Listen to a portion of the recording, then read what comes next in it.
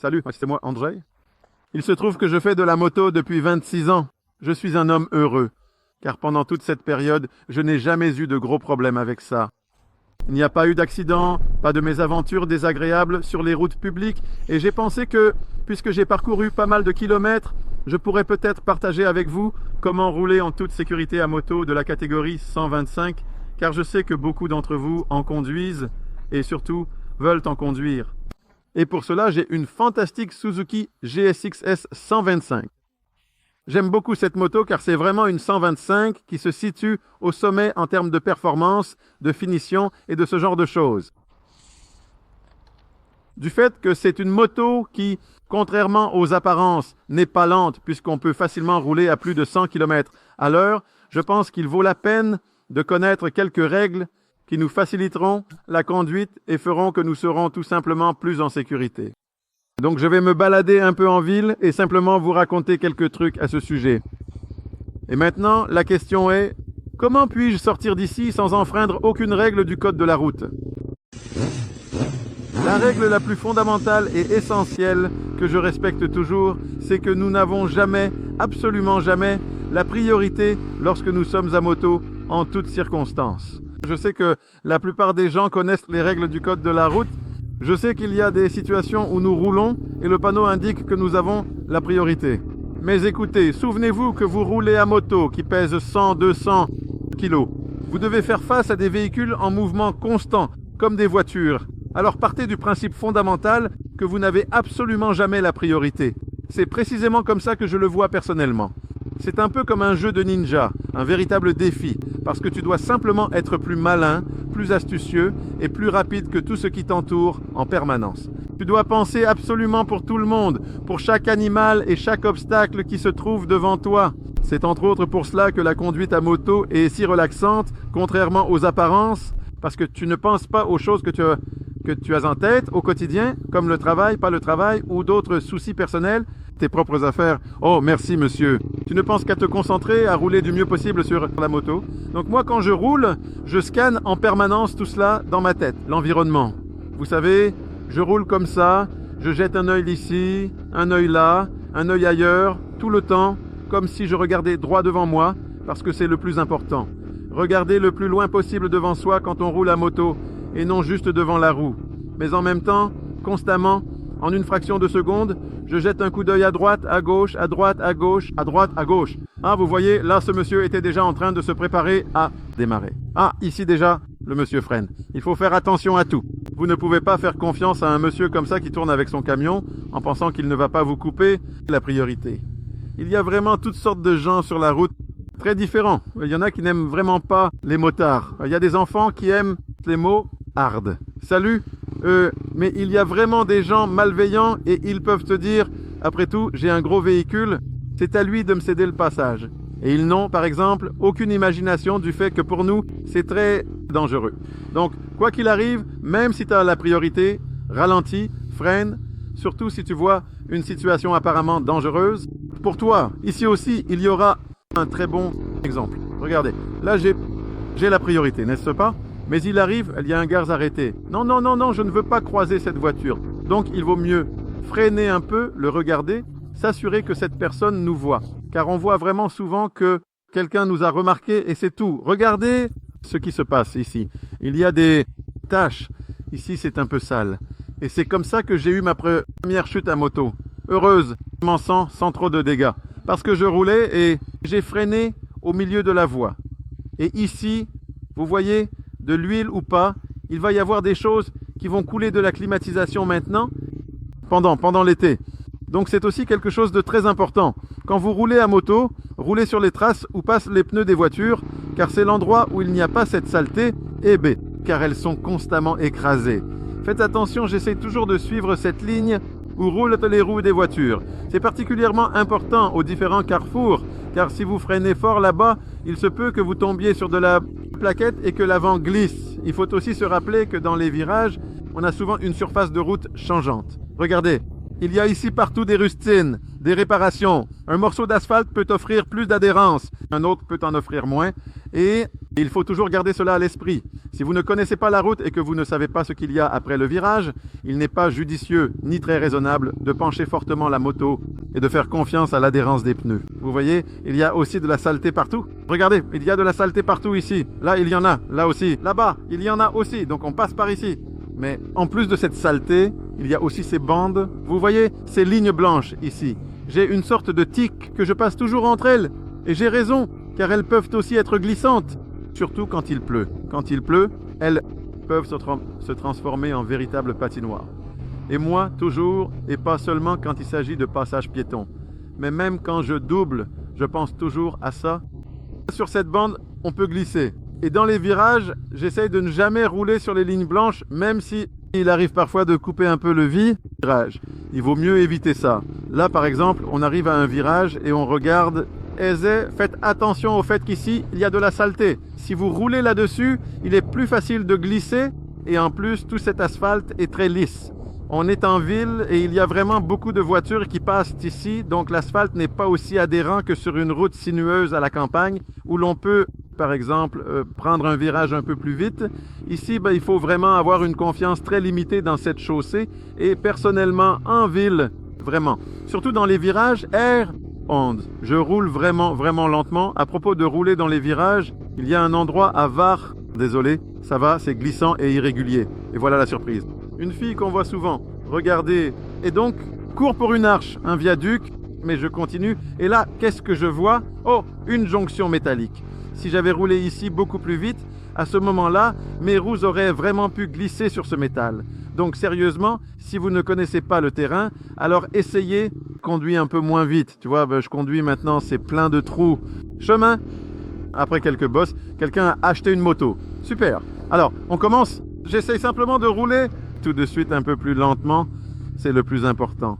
Et deuxièmement, même si je n'arrive pas à éviter un trou, parfois je me lève un peu de la selle pour que la moto puisse mieux absorber, pour qu'elle puisse mieux franchir cette irrégularité. Regardez, ici on roule sur des pavés, des bosses, peu importe. Bon, cette moto a une suspension vraiment sympa et ça ne fait pas grande différence dessus, mais si votre moto a des problèmes avec ce genre de choses, souvenez-vous que vous pouvez toujours, quand vous tombez dans un trou, lever un peu les fesses, on allège. En plus, on amortit ça avec les jambes et c'est tout. Pour revenir à la conduite, regardez, j'ai toujours, au cas où, les doigts sur les leviers, l'embrayage et les freins. Je me suis tout simplement tellement habitué dans la vie que si jamais il se passe quelque chose, j'ai toujours le temps de réagir, à appuyer sur le frein. Ça ne gêne vraiment pas pour accélérer, ça ne gêne pas non plus pour tenir la moto. Cette habitude est très facile à prendre et je la recommande sincèrement. Quand je freine normalement, ensuite, selon le type de frein que tu as, le frein sur ma moto, on peut freiner avec un seul doigt. Moi, je freine généralement avec deux. Si jamais il m'arrive de rouler sur une moto qui a vraiment de mauvais freins, alors là, j'utilise toute la main. On roule, maintenant j'ai un feu rouge. Et encore une fois, je ne vais pas choisir cette ligne pour m'arrêter. Parce qu'ici, il peut y avoir de la saleté. Donc hop, je freine ici et je freine élégamment. Efficacement et sans stress de perdre l'adhérence. Sur les motos, on freine principalement avec le frein avant. Il y a des exceptions, comme les gros cruisers qui ont vraiment un frein avant faible. Et là, on utilise pas mal le frein arrière. Mais sur des motos normales, la règle veut qu'on freine surtout avec le frein avant, car c'est le plus efficace. Car l'arrière est alors délesté et par exemple, il est facile de le bloquer. Mais cependant, je suis partisan d'apprendre à freiner avec l'arrière. Regardez, là par exemple, j'utilise un tout petit peu le frein arrière. C'est un freinage très léger, mais grâce à cela, il est très doux et fluide. Et c'est... Ok, je teste, je vais vous appeler. Nick, utilisez les deux freins. Les deux, oui, les freins, je sais, bien sûr, avec le frein avant prédominant, car plus tard, plus on roule, mieux on ressent les freins avant et arrière. Quel est l'impact de la moto dans différentes situations? Alors dans une situation d'urgence, vous pouvez mieux vous en sortir. Vous pouvez tout simplement réagir mieux, plus efficacement. Il est important de savoir si votre moto est équipée de l'ABS ou non. Car si elle a l'ABS, souvenez-vous que, théoriquement, si vous appuyez de toutes vos forces sur le levier, l'ABS s'activera et vous ne perdrez pas l'avant, mais parfois, dans des conditions comme aujourd'hui, où il y a de l'AGL, il y a du soleil de l'adhérence, l'ABS n'améliore pas forcément la distance de freinage. Parfois, il vaut mieux ressentir soi-même l'adhérence de la roue avant et éviter qu'elle ne commence à glisser. Si vous avez ces nouvelles motos avec le CBS, c'est-à-dire sans ABS mais avec ce système de freinage combiné, vous savez que lorsque vous appuyez sur le frein arrière, le frein avant s'active automatiquement aussi. À mon avis, ce n'est pas vraiment idéal parce que sur d'autres motos plus grosses, il n'y a plus vraiment de tel système. Enfin, il commence à apparaître, mais il ne fonctionne pas de manière aussi agressive que sur ces 125. 125. Et à mon avis, ces motos n'enseignent pas de très bonnes habitudes. Mais bon, ce n'est rien de grave, il suffit simplement de se rappeler que vous êtes passé à autre chose. Le système de freinage sera un peu différent, il fonctionnera un peu autrement. Permettez-moi de vous donner encore un conseil précieux concernant la prise de virage, mais pas seulement les virages. Je veux parler du fait de garder son calme en situation de crise, car il arrive que vous rouliez dans un virage, tout se passe bien, et soudain, oh, quelque chose se passe et, vous savez, le premier réflexe sera de freiner. Et c'est le pire moment, c'est vraiment le pire moment possible pour freiner brusquement. Parce que la moto est inclinée, elle n'a aucune chance d'avoir autant d'adhérence que lorsqu'on roule en ligne droite, donc dans le virage. Dans les virages, même si on voit quelque chose, on essaye de ne pas paniquer, mais plutôt de, ralentir et essayer de redresser la moto. Et ce n'est qu'une fois la moto redressée qu'on peut freiner à fond, vraiment, vraiment fort. En virage, il se peut que l'avant décroche et l'accident est assuré. Je sais que c'est très difficile de garder son calme dans une situation critique, mais c'est vraiment pour ça que vous avez une moto. Elle est agile, légère, justement pour pouvoir trouver une trajectoire alternative, pas seulement freiner à fond et éventuellement perdre l'avant, mais par exemple, ralentissez un peu et évitez cet obstacle. C'est donc un entraînement qui demande beaucoup de... Malheureusement, il est souvent nécessaire. Il n'y a pas d'erreur, mais c'est mieux que... Tu le savais déjà, avec... J'en parle maintenant. Et quel genre de service est-ce? Des policiers militaires à moto? Ah, qui voudrait? T'aurais pensé ça. Oh, et maintenant, nous arrivons à un élément clé, à savoir la conduite dans les embouteillages, en ville. J'essaye de conduire de façon à ne pas circuler entre les voitures lorsqu'elles ne sont pas à l'arrêt. Rappelez-vous que c'est légal. Conduire. Circuler entre les voitures est légal. La loi ne l'interdit pas. Ce qui est important, c'est de rouler calmement. Je vois souvent, en particulier, des gens sur des scooters qui foncent vraiment entre les voitures parce qu'ils se disent, moi, regarde tout l'espace que j'ai, je peux bien passer. Écoutez, à tout moment, absolument à tout moment, quelqu'un peut se dire à tout moment, oh, la voie de droite est plus rapide, alors hop, je vais vite m'y faufiler. Non? Donc vraiment, ici, 20 km à l'heure, c'est une vitesse qui est déjà suffisamment rapide, suffisamment élevée pour traverser efficacement un tel embouteillage. Et remarquez, une fois que les voitures ont redémarré, eh bien moi, je préfère me glisser ici, derrière ces voitures, et c'est tout. Je n'avance que lorsqu'elles s'arrêtent, je préfère alors avancer. Sauf si, comme vous voyez, ce monsieur se rabat très poliment. Merci. Et on avance lentement. Et maintenant, faites attention. C'est une règle importante que personne ne respecte vraiment en Pologne, mais qui est très respectée en Europe si on se faufile dans un embouteillage et qu'il y a plus de 2 voies, comme ici où nous en avons 3. C'est bien que je roule encore comme ça parce que je me suis laissé emporter par la conversation. On se faufile toujours entre la voie la plus à gauche et la voie du milieu. Pourquoi?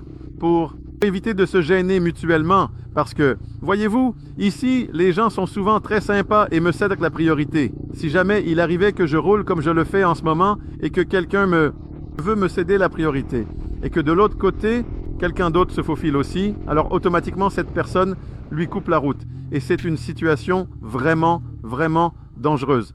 Donc si vous voyez quelqu'un qui roule en slalomant d'une voie à l'autre, il vaut mieux rester un peu en retrait, attendre pour qu'il n'y ait aucun problème. C'est la même chose maintenant, regardez bien. Théoriquement, je pourrais me placer en pole position, sortir tranquillement, devancer toutes les voitures et être le premier au feu. Mais au final, à quoi bon?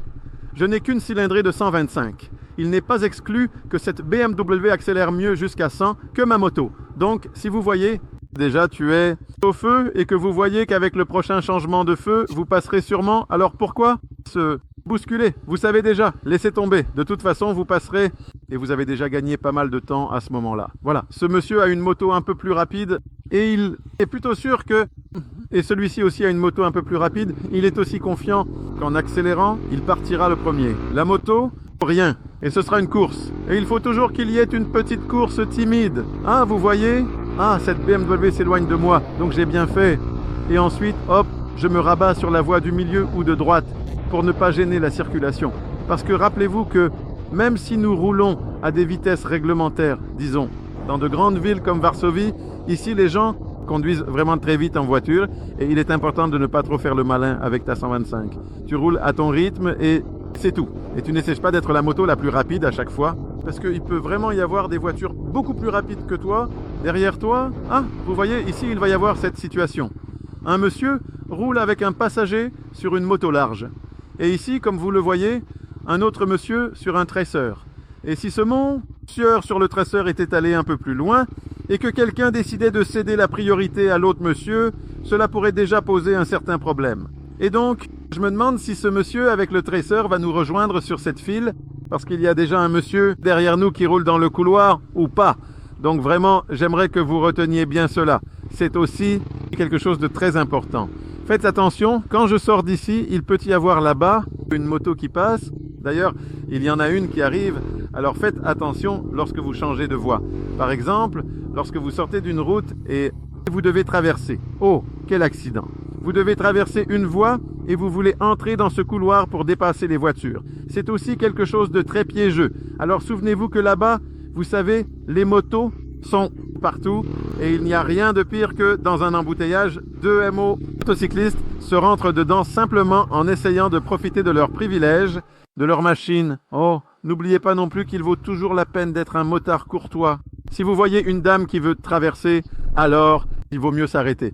Alors les gens penseront que ces motards sont peut-être sympas. Je voulais aussi aborder un sujet très important, à savoir la culture. La culture du motard et celle de l'automobiliste. Car comme vous l'avez remarqué, tout à l'heure je roulais et les gens me laissaient passer. C'était très agréable, sympathique. Mais sachez que vous finirez par tomber sur des gens qui seront frustrés par le fait que vous roulez, alors qu'eux restent bloqués. Il arrive que certaines personnes vous coupent la route, fassent des blagues ou des choses vraiment désagréables. Et cela peut vraiment faire monter la pression. Et ici, encore une fois, je fais appel à vous pour que cette pression ne monte que chez eux et pas chez vous, car vous êtes à nouveau sur la moto, eux sont en voiture. Vous, il suffit qu'ils essaient de vous pousser sur le côté. Un jour, même un chauffeur de taxi a essayé de me pousser et ça peut devenir un peu compliqué. Moi, je prends toujours ça avec calme. Si quelqu'un me crie dessus, s'énerve, klaxonne, je hausse simplement les épaules et c'est tout. C'est son problème, pas le mien.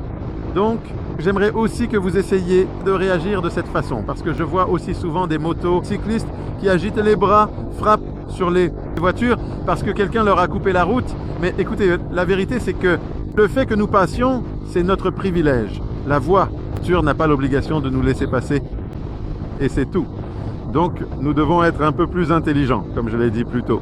Nous devons être plus intelligents que les autres usagers de la route. Nous devons simplement être au-dessus de ça. Si quelqu'un s'énerve, nous devons rester calmes parce que la nervosité ne sert à rien du tout. Mais je vois souvent justement que quelqu'un ici s'énerve, fait des accélérations, fait ceci, crie là-bas. Eh bien, sur ces motos, un vrai putain grand gangster motard, hein? Pour revenir à la question de la courtoisie, aussi mon Dieu comme je n'aime pas ça.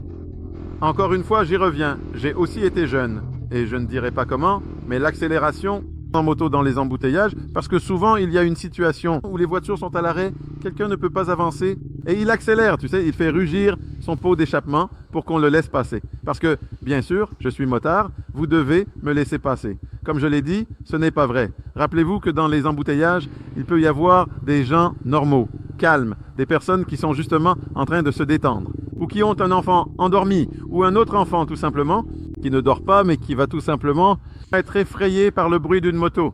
Pourquoi faire ça? Si quelqu'un vous laisse passer, tant mieux. S'il ne vous laisse pas passer, eh bien, tant pis. Vous attendrez un peu. Vous ne perdrez pas beaucoup de votre vie, honnêtement. Quand je pense à la conduite à moto, la clé du succès, c'est de rouler en douceur à moto, de ne pas faire de mouvements brusques, car cela déstabilise immédiatement. On peut le faire parce que c'est une moto très légère, mais cela déstabilise immédiatement la moto et nuit à l'adhérence. Conduire une moto, c'est un peu comme skier, vous savez. Il faut que ce soit beau, élégant, fluide, et non pas brusque et saccadé, car dans ce cas, on ne roule pas vite du tout, et on ne fait que perdre de la vitesse. On freine un peu, mais on n'appuie pas à chaque fois au point que l'ABS s'active immédiatement. On essaye plutôt de manipuler doucement ce levier de frein. Regardez, vous voyez. Et ici, une personne très gentille m'a laissé passer pour que je puisse me faufiler dans le bouchon. et ça vaut la peine de le remercier.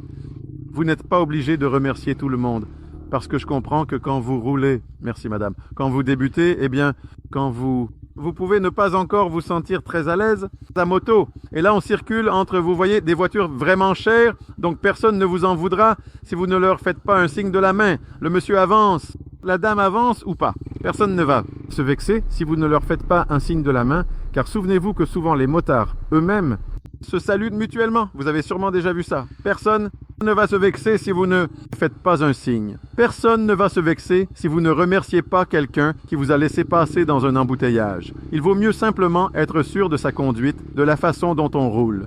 On peut simplement hocher la tête. Et partout en Europe, par exemple, les motards se saluent en tendant la jambe gauche ou la droite pour se saluer, car ainsi, on ne lâche pas le guidon.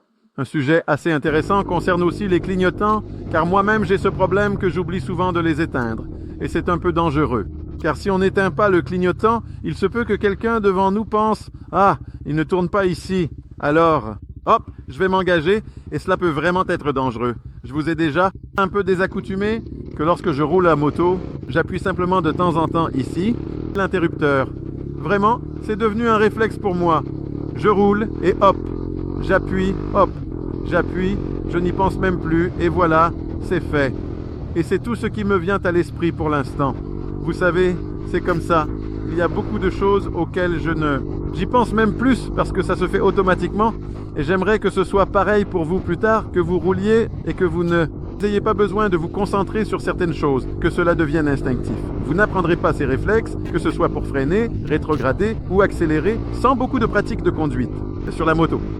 On ne peut pas tricher avec les heures passées à moto et je vous encourage à rouler autant que possible, à rouler le plus possible, dans des conditions favorables, à visiter par exemple des circuits de course. Mais ça, peut-être, j'en parlerai une autre fois, peut-être avec une moto plus sportive, mais peut-être aussi avec une 125.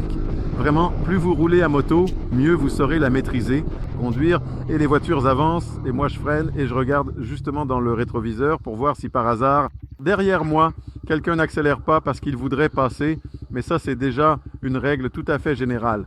Donc j'espère que tous ces conseils que je vous ai donnés vous seront utiles, que vous les appliquerez. Ils ne concernent pas seulement les motos de la catégorie 125, mais aussi les scooters et en général tous les deux roues que vous conduisez. Donc souvenez-vous, attention, concentration, ne faites pas confiance aux autres et l'adhérence, c'est avant tout le plus important. Si cela vous plaît, continuez à nous regarder et lisez le magazine, car dans le magazine, nous vous parlons aussi de super motos et de gens formidables, ainsi que d'événements sympas. Alors je vous invite à nous suivre et je vous souhaite une bonne saison. Voilà, je crois que c'est tout pour mes conseils avisés qui m'ont permis de rouler à moto pendant tant d'années et d'en profiter. Alors retenez bien ces quelques bases de base, comme la confiance limitée envers tous les usagers de la route, le respect de l'adhérence, et une conduite douce au début, progressive, délicate, calme, puis ensuite ajoutez progressivement de la vitesse. Et alors, si vous respectez tout cela, croyez-moi, la conduite à moto n'est pas du tout dangereuse. Elle est uniquement agréable. Donc, si vous avez aimé cette vidéo, si elle vous a été utile d'une manière ou d'une autre, nous vous invitons à regarder nos autres productions et surtout à lire le magazine et ce service internetowy. Parce que nous écrivons pour vous sur des motos fantastiques. Oh, toujours. Encore des gens formidables et plein d'autres endroits et événements intéressants à visiter à vélo. Ah oui! Voilà. Cordialement, c'était moi, Andrzej, et à bientôt. Au revoir